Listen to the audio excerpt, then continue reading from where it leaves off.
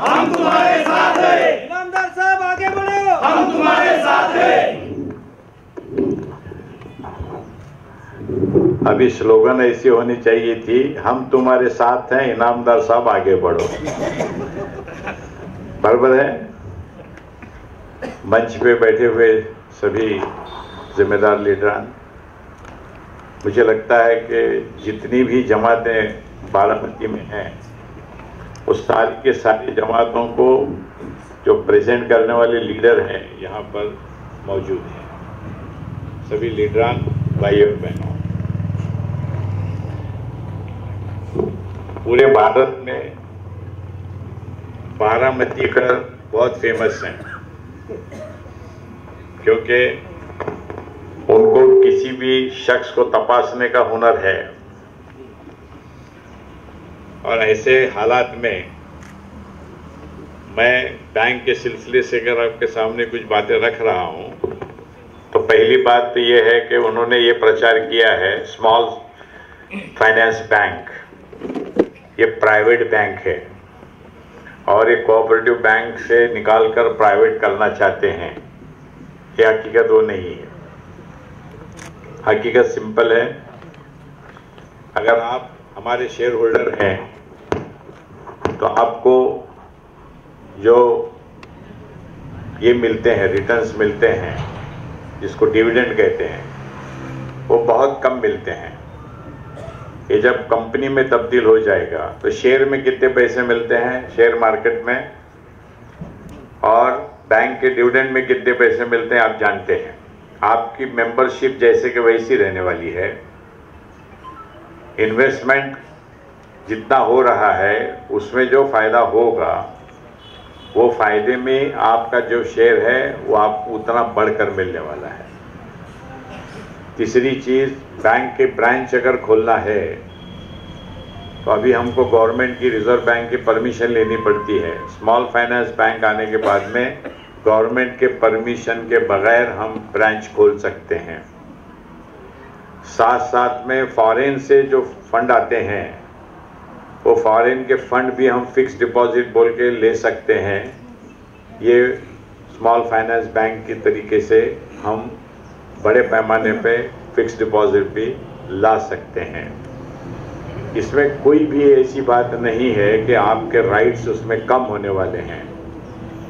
और ये सब हमने नहीं किया है, ये गवर्नमेंट ऑफ इंडिया के ऑर्डर्स हैं, रिजर्व बैंक के ऑर्डर्स हैं और इसके तहत हम काम कर रहे हैं। आप जानते हैं क्योंकि कोऑपरेटिव सेक्टर में बारामती के लोगों को जितना एक्सपीरियंस है उतना एक्सपीरियंस किसी को भी नहीं है। कोऑपरेटिव सेक्टर काफ़ी मुश्किलों से गुजर रहा है। बहुत से बैंक कोऑपरेटिव बंद हो चुके हैं, बहुत बंद होने को हैं। ये हालात के अंदर कौन जिम्मेदार है? गवर्नमेंट की जो पॉलिसी है जिम्मेदार है। गवर्नमेंट ये चाह रही है कि छोटे छोटे बैंक सबको बंद करके एक बड़ी बैंक शुरू रहे, और वो बड़ी बैंक किसी और के ताबे में भी गए तो उनके लिए कुछ प्रॉब्लम नहीं है, क्योंकि सारी चीज़ें आप जानते हैं कि रेलवे चली जा रही है, एयरपोर्ट चला जा रहा है, उसी तरीके से बैंकों को भी नुकसान होने के चांसेस हैं। इसको भी हमने समझ लिया है और उसके तहत गवर्नमेंट के ही स्कीम में, दूसरी स्कीम के अंदर स्मॉल फाइनेंस बैंक की जो प्रोविज़न है उसको हम आगे बढ़ाना चाहते हैं। और हम थोड़े नॉलेजेबल रहने की वजह से उसको जल्दी ले लिए हैं।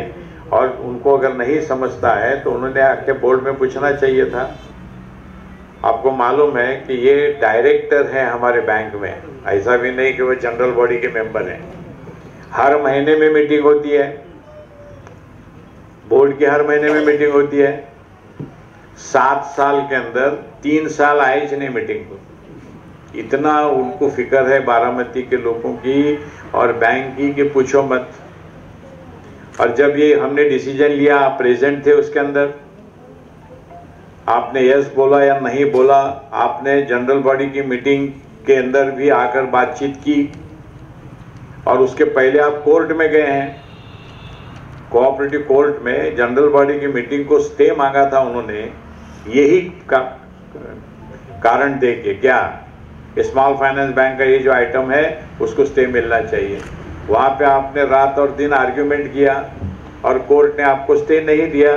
जनरल बॉडी की मीटिंग हुई और वो जनरल बॉडी की मीटिंग ने इसको अप्रूव किया कि बाबा ये स्मॉल फाइनेंस बैंक अपने लिए अच्छी है। उसके बाद में दूसरी मीटिंग के अंदर, दूसरे साल की मीटिंग के अंदर उसके मिनट्स को अप्रूव करने का था। उस वक्त में भी इन्होंने वापस कोर्ट में जाके चैलेंज किया था और स्टे मांगा था, उसमें भी इनको स्टे नहीं मिला और अभी भी वो मैटर कोर्ट में पेंडिंग है।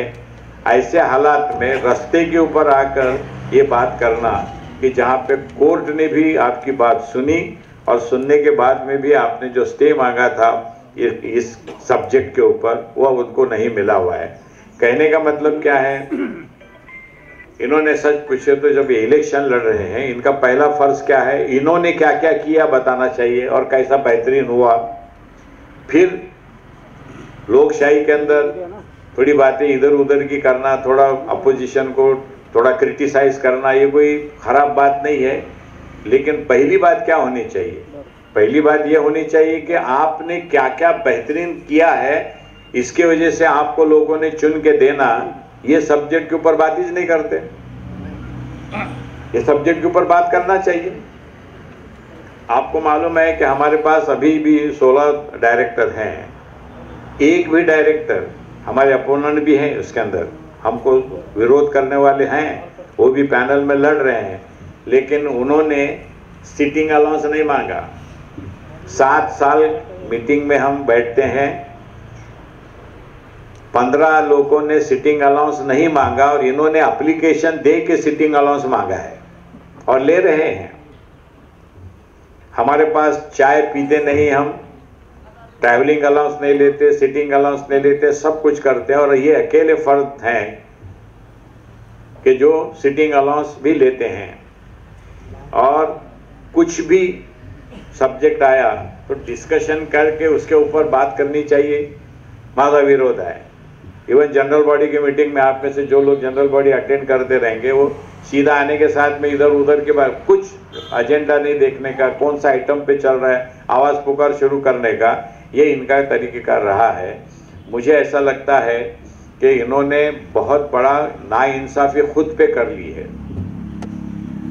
अब यहाँ पे कौन बैठे हुए हैं, इनकी उम्र क्या है, इनका एक्सपीरियंस क्या है, अल्ताफ भाई का, तो ये चुनकर अगर आए तो तुम सीनियर हैं और सीनियर ने उल्टा खुशी का एहसास करना चाहिए कि बारामती से एक की जगह हम 2 लोग आए हैं, तो मेरे साथ में काम कर, मैं तेरे को गाइड करूंगा, सपोर्ट करूंगा, एनकरेज करूंगा।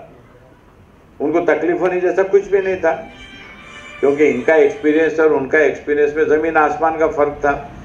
लेकिन ये जो बीमारी है, मैं और उसके बाद में कोई नहीं मांगता, तो ये बीमारी से क्या हो जाता है, जल्दी आदमी खुद ही बीमार हो जाता है और वही होने वाला है। और हम चाह रहे हैं कि इन चीज़ों को आप पहले समझ लें। दूसरी चीज़, इनामदार साहब ने पैसे खाए। अब यहाँ पे बहुत सोशल वर्कर हैं, बहुत जमातों के लीडर यहाँ पे बैठे हुए हैं, कुछ भी नहीं समझा तो आपके जमातों में भी आप पे मोहब्बत करने वाले लोग रहते हैं, कुछ भी नहीं समझा तो बोलना पैसे का है, क्योंकि ये समझा नहीं वो समझा नहीं बोलने की जगह अपना एक चार्ज लगा के दे दो। ये तरीक़ेकार है।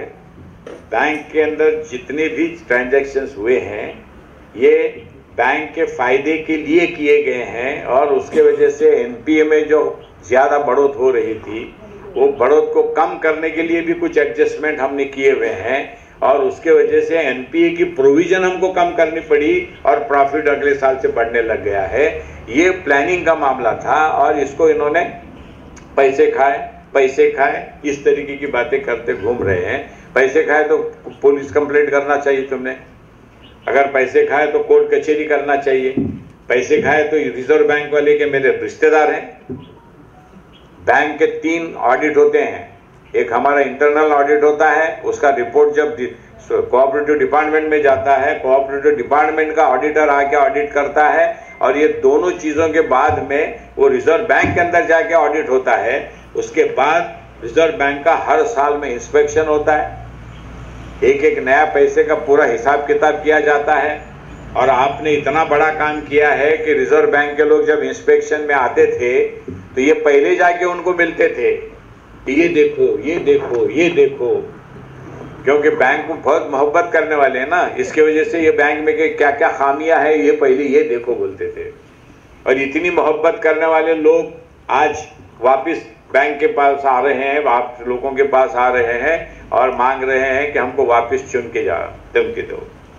तीसरी चीज आप लोगों को मालूम होना बहुत जरूरी है कि बैंक का कोई भी अकाउंट, कोई भी डिटेल्स किसी भी हालत में दूसरे को बताने का नहीं रहता।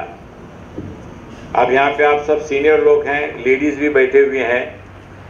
लेडीज जब अपने अकाउंट खोलते हैं बैंक में तो उनका पहली रिक्वायरमेंट क्या रहती है, अपने घर वालों को नहीं मालूम होना मेरे अकाउंट में कितने पैसे हैं। इसी तरीके से घर वाले भी यहाँ बैठे हुए हैं, उनका भी यही मानना रहता है कि अब जब पैसे अगर मैं बैंक में रखा हूं तो घर वाली को नहीं मालूम होना चाहिए। फिर लड़के अब्बा जान के बीच में भी ये होता है कि अब लड़का जब पैसे रखता है तो अब्बा जान को क्या लगता है अपने को मालूम हो, लेकिन लड़का बोलता नहीं मालूम होना चाहिए।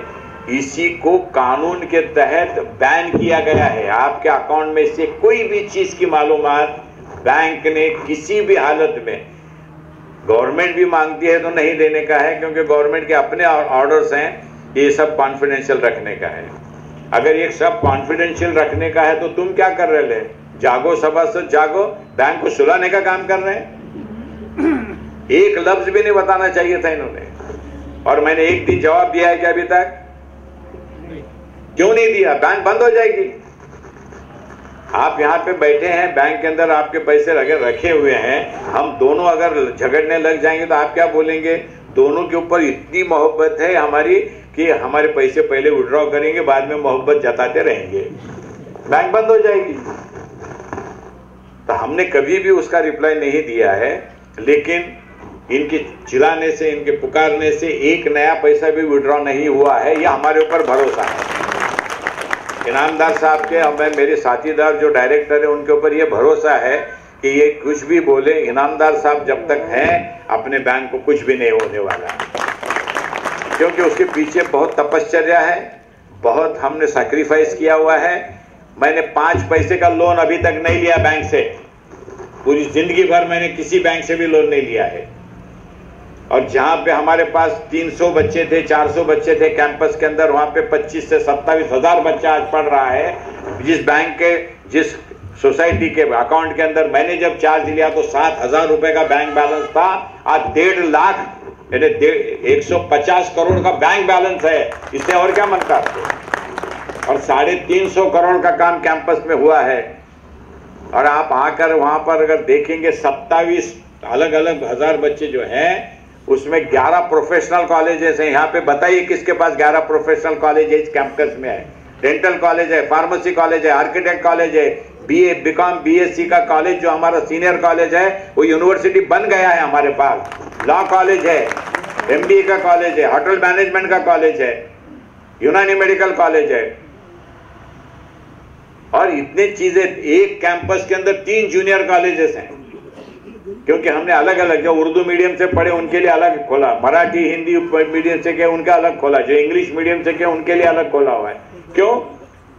उर्दू मीडियम का अगर बच्चा पढ़ रहा है और वहां पे अंग्रेजी में आके बातें हो रही है तो उसको क्या समझने वाला है?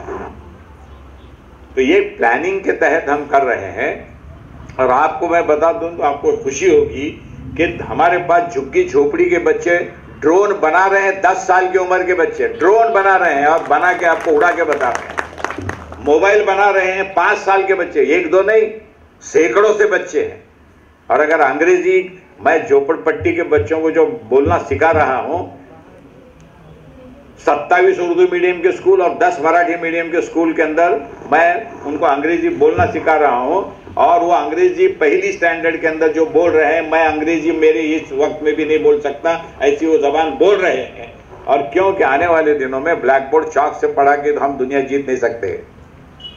ब्लैक बोर्ड चौक से पढ़ा के आप दुनिया जीत सकेंगे नहीं, क्योंकि आपके हाथ में 5 करोड़ 4 करोड़ बुक, लाइब्रेरी जितनी लगती है बुक्स उतने अपने हाथ में लेके हम घूम रहे हैं। अगर वो दुनिया हमारे बच्चों को नहीं मालूम होगी तो क्या होगा? आप में से जो लोग जानते हैं कि लिखना बंद हो चुका है दुनिया के अंदर। इवन टाइपिंग चलता था वो भी बंद हो चुका है। अब बात करें तो टाइप होता है कि नहीं मोबाइल के ऊपर, और एक बटन दबाओ तो 300 जो लैंग्वेजेस हैं पूरी दुनिया की, उस दुनिया की 300 लैंग्वेज में कोई भी एक लैंग्वेज आप मांगे वो लैंग्वेज में ट्रांसलेशन भी होता है। तो ये दुनिया के अंदर हम उन बच्चों को लेके जा रहे हैं, क्योंकि ये दुनिया में अगर वो बच्चे आज से अंदर चले जाएंगे तो दुनिया जीतने वाले बनेंगे, ये हमारा ख्वाब है। और जब तक गरीब बच्चों में उम्मीद नहीं आएगी और उम्मीद जगाने का काम मैनेजमेंट के लोग जब तक नहीं करेंगे तब तक ये चीजें पूरी हो नहीं सकती।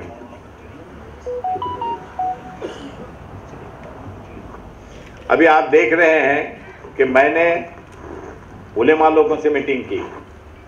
उलेमा लोगों से मीटिंग करके मैंने उनको ये कहा, दिल्ली में जाके साल भर तक वो मीटिंग चल रही थी कि जब तक अपने आलिम जो लोग हैं, उलेमा जो हैं, मदरसे जो हैं, वहाँ पे दीन के साथ में दुनिया की जब तक आप तालीम नहीं देंगे ये लोग आने वाले दिनों में कामयाब नहीं हो सकेंगे। उन्होंने बहुत कोशिश के बाद में मेरी बात मानी और हमने उलेमा लोगों को कंप्यूटर का ट्रेनिंग, स्पोकन इंग्लिश का ट्रेनिंग, कंप्यूटर बनाने का ट्रेनिंग, मोबाइल बनाने का ट्रेनिंग देना शुरू किया।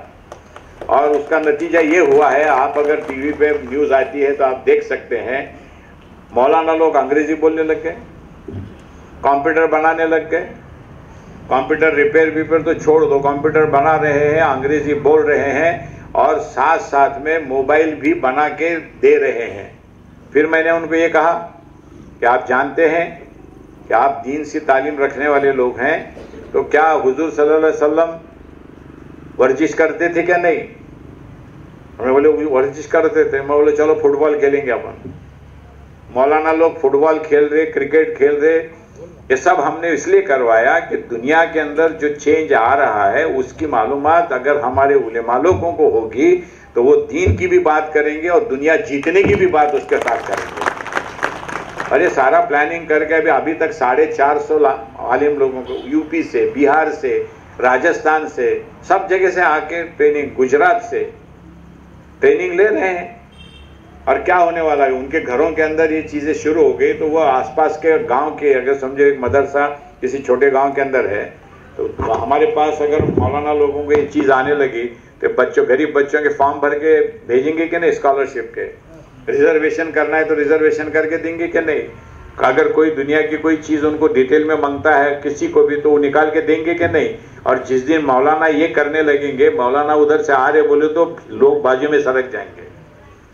हम चाह रहे हैं कि उनको जो इज्जत मिलनी चाहिए वो मिलना है, तो उनको आने वाले दिनों में जो चीज़ों की ज़रूरत है, टेक्नोलॉजी की ज़रूरत है, लोगों को जिस तरीके का गाइडेंस मांगता है, जो तरीके की ट्रेनिंग मांगती है, वो इनको पहले आनी चाहिए। ये एजेंडे के तहत हम ये सब काम कर रहे हैं और उसको कामयाबी मिल रही है, इसके ऊपर कोई बात नहीं करता है। और हम चाह रहे हैं कि बदले हुए हालात में अगर हम सब लोग मिलकर अगर आगे बढ़ना चाहते हैं तो किसी ने क्या रोका है? हमारे राज्य घटना ने अपने को रोका है? नहीं रोका हुआ है। क्या मोदी साहब ने कहा है कि ये नहीं पढ़ सकते, वो नहीं पढ़ सकते? मोदी साहब के खिलाफ टिकना, जो भी टिप्पणी करना है, हमारा ये कहना है कि उससे कुछ नहीं होने वाला है। आपका एजेंडा क्या है बोलो और उसके ऊपर काम करो। हर घर वालों ने अपने एजेंडा बनाना, हर एजेंडे के ऊपर अपने घर के लोगों का, बच्चों का, बच्चियों के तालीम के सिलसिले से, सारी सिलसिले से बात करना, उस पर अमल करना। क्योंकि हम जिस चीज़ पे अमल करेंगे वही चीज़ का फ़ायदा हमको होगा। दूसरों की चीज़ के ऊपर आप बयान करते रहेंगे, आपको कुछ भी नहीं मिलेगा, नुकसान होगा। और ये फलसफा, ये फिलॉसफी हम आगे बढ़ा रहे हैं। और साथ साथ में 3 चीज़ों की ज़रूरत है। एक, आप बहुत सीनियर लोग हैं, इसके लिए आपके सामने मैं ये बात रख रहा हूँ। मक्के के हालात हुजूर के ज़माने में क्या थे? क्या थे? लॉ एंड ऑर्डर का प्रॉब्लम था कि नहीं? कि वहाँ पे सुबह में कोई नौजवान घर से बाहर निकलता तो शाम को वापस आएगा, इसकी कोई गारंटी नहीं थी। इस तरीके का वहाँ पर लॉलेसनेस था। पानी था वहाँ पे मक्के के अंदर, अनाज की कोई चीज़ थी नहीं थी, तो क्या क्या चीज़ों का कमी थी। और पहली कुरान की वही कौन सी उतरी? कौन सी उतरी? उतरना क्या चाहिए था? लॉ एंड ऑर्डर के ऊपर वही उतरनी चाहिए थी। पानी के, खाने की, बाकी की जो मुश्किलात हैं उस पर वही उतरनी चाहिए थी। पहली वही कौन सी उतरी? इक़रा बिस्मि रब्बिकल लज़ी खलक़। इसका मतलब क्या कि सब मर्ज की क्या दवा है? तालीम। और ये मर्ज आए नहीं, इसकी भी दवा तालीम है। तो वहां से हम लोगों को पढ़ने लिखने की बात पहले कही गई है, तो हम लोगों ने उसको पूरे तरीके से अमल में नहीं लाने की वजह से भी आज के हमारे प्रॉब्लम्स हैं। तो उस प्रॉब्लम को, उस वही को और उस पहली वही को हम सामने रखते हुए हमने डिसीजन लिया कि सबसे पहले बाकी की चीजें बाद में, पहली बेहतरीन तालीम की बात हमको करनी पड़ेगी और वही काम हम लोग कर रहे हैं। दूसरी बात, पहली बात है तालीम, दूसरी बात है फाइनेंस, पैसे की जरूरत है। दूसरी बात तो हमने बैंक खोली। तीसरी बात क्या है? हेल्थ केयर, सेहत। और मैंने सबसे बड़ा हॉस्पिटल पूना में खोला हुआ है हेल्थ केयर का, यानी एक बेसिक रिक्वायरमेंट की जो भी जरूरत है हमने पूरी करने की कोशिश की है, ताकि ये तीन चीजें एक जगह आ जाती है तो घर में एक उम्मीद जग जाती है। और घर में जिस दिन उम्मीद जग जाती है वो घर कभी भी पीछे रह नहीं सकता, वो आगे ही बढ़ता चला जाएगा। और ये एजेंडे को लेकर हम काम कर रहे हैं। तो मैं चाह रहा हूं कि आप समझदार लोग आगे की सोच रखकर अपने सबके फैमिली को आगे बढ़ाने का काम हम कर रहे हैं। तो ऐसे लोगों को चुन के देना जिनके बारे में कोई उंगली उठा के नहीं बता सकता, तो ये अगर उंगली बिठा रहे हैं तो उन्होंने यूं करना चाहिए खुद के ऊपर, क्योंकि कानून को भी तोड़ रहे हैं आप और दुनिया को अननेसेसरीली भड़काने का काम कर रहे हैं। लेकिन हम उसका जवाब इसलिए नहीं देंगे कि वो देने का काम आपका है। वो जवाब मिलने के बाद में उनका मकाम कहाँ है वहां पे पहुंच जाएंगे वो, और तुमको हमको कुछ काम करने की जरूरत ही नहीं लगेगी।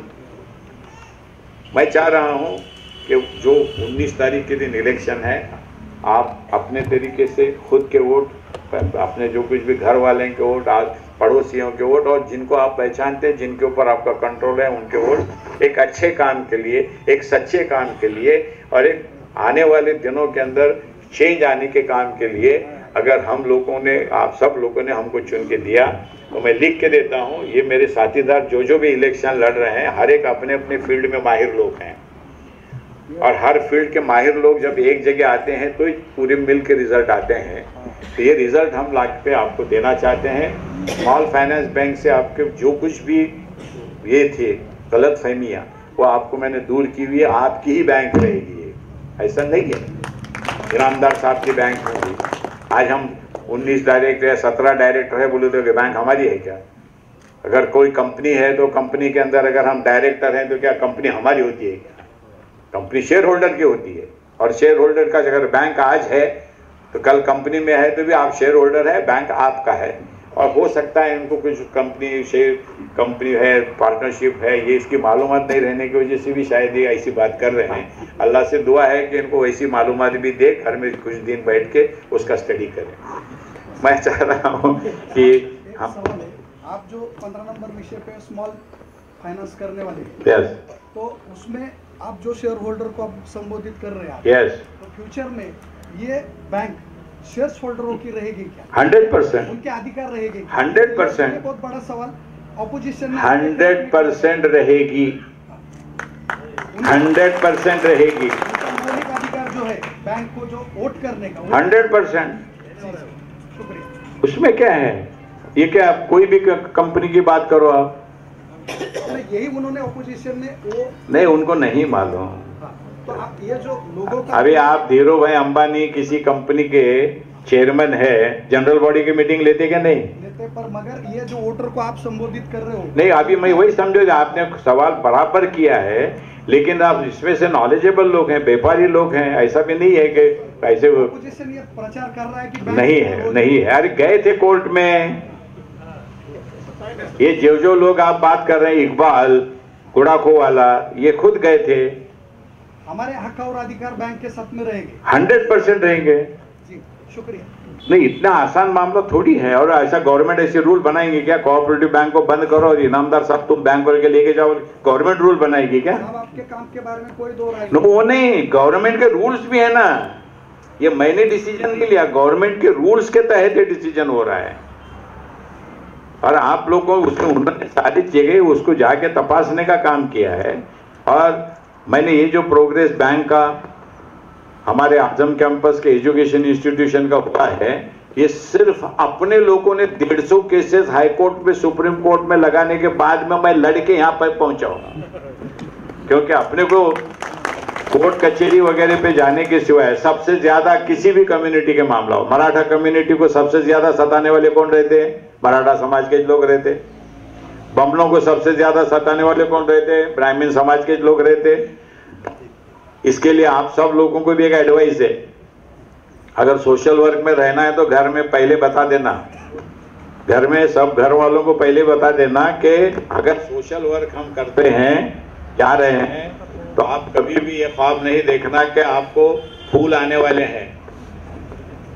फूल आने वाले कभी नहीं है। घर वालों को भी मालूम हो, अगर छोटा काम करे तो कम कर आते हैं, थोड़ा यहाँ लगता है उससे, और थोड़ा उससे बड़ा काम करे तो ये फतरे से आते रहते हैं, और बहुत बड़ा तारीखी काम करे तो ऐसे फतरे आते हैं। मैंने आपको, मैं बते की बात बता रहा हूं, अगर आपके दिल में सच्चाई है और एक ख्वाब है तो कोई भी किसी को भी आप फिक्र मत कीजिए, तभी आप एक्स्ट्रा ऑर्डिनरी गैर मामूली काम करके बता सकेंगे। अगर इसको कन्विंस करो, उसको कन्विंस करो, इसकी मीटिंग लो, इसके अंदर वक्त बर्बाद हो जाएगा और कौम के काम तो होंगे नहीं और गैर मामूली काम तो कभी नहीं होने वाले। किसको थैंक यू मिला है? महात्मा गांधी को थैंक यू मिला। किसको मिला है? जो जो बड़े लोगों ने, ईसा अलैहिस्सलाम को किसने सूली पे चढ़ाया? यहूदी लोग, अपने कौम ने, क्योंकि हम भी उनको पैगंबर मानते हैं। और सबसे ताकत वाले पैगंबर कौन है इतने पैगंबरों के अंदर? ईसा अलैहिस्सलाम है, क्योंकि उनको मुर्दे को जिंदा करने का भी पावर अल्लाह ने दिया था। कहने का मतलब क्या है? तकलीफ हुई, हुजूर को तकलीफ नहीं हुई? कितनी तकलीफ हुई, मगर आज हम यहां बैठे हैं किसकी वजह से? फिर तो तकलीफ होने वाली। और उनसे, उनकी जिंदगी से, उनके काम से अगर आप और हमने अगर सबक नहीं लिया तो किसने लेने का? नहीं तो सबके साथ में शाम को चाय पीते रहिए, 3 बजे तक सुबह में गप्पे मारते रहिए और अल्लाह से दुआ करते रहिए। काम नहीं करते हुए अल्लाह दुआ भी देंगे तो आपने दुआ मांगी भी तो उतना नहीं देगा, बोलेंगे दवा के साथ में दुआ मांगो, दवा भी देता हूं और दुआ भी देता हूं, और तब तारीफ होगी। हम लोगों ने कुछ ख्वाब देखे हुए हैं, और आप सबके लिए नहीं, सब गरीबों के लिए। मेरे कैंपस में ऐसा नहीं कि मुस्लिम बच्चे हैं, मेरे कैंपस के अंदर ऐसा नहीं कि मुस्लिम टीचर हैं।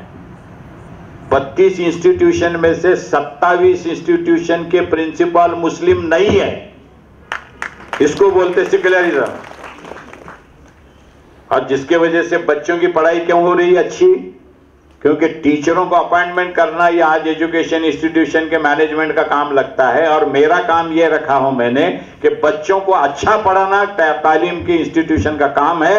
वो जो भी अच्छा पढ़ाने वाला है वो मेरा टीचर है, और उससे रिजल्ट आ रहे हैं।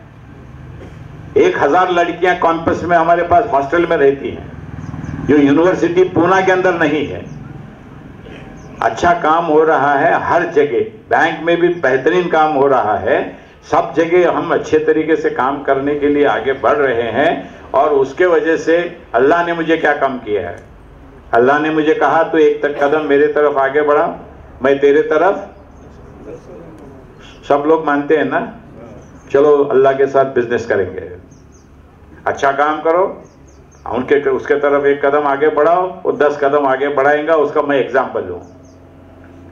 अल्लाह को किसकी फिक्र है? मजलूमों की फिक्र है, गरीबों की फिक्र है, और उनको मदद करने की बात अल्लाह कर रहा है। और उनको जब मदद करते हैं तो 10 टाइम अल्लाह दे रहा है। उनकी दुआओं से वो आया जो भी है वो भी आराम से हम एंजॉय कर सकते हैं। इस फिलॉसफी को हम लेके लाइफ में काम कर रहे हैं। मेरी आपको गुजारिश है कि अच्छाई की तरफ आप हाथ बढ़ा रहे हैं, उसको आगे बढ़ाइए, और ऐसे नौजवान लोगों को अब चुन के देने का मामला है। यहाँ से आप हमारे साथ में उनको चुन के दीजिए। मैं आपको गारंटी देता हूँ कि आप जो ख्वाब देख रहे हैं हमारे सब के लिए, वो ख्वाब पूरे करे होंगे, और मैं पूरा करने की कोशिश करूँगा। मेरे लिए दुआ कीजिए और मेरे सारे साथीदारों को सपोर्ट कीजिए। इन लफ्ज़ों के साथ मैं आपकी रज़ा ले रहा हूँ। जय हिंद।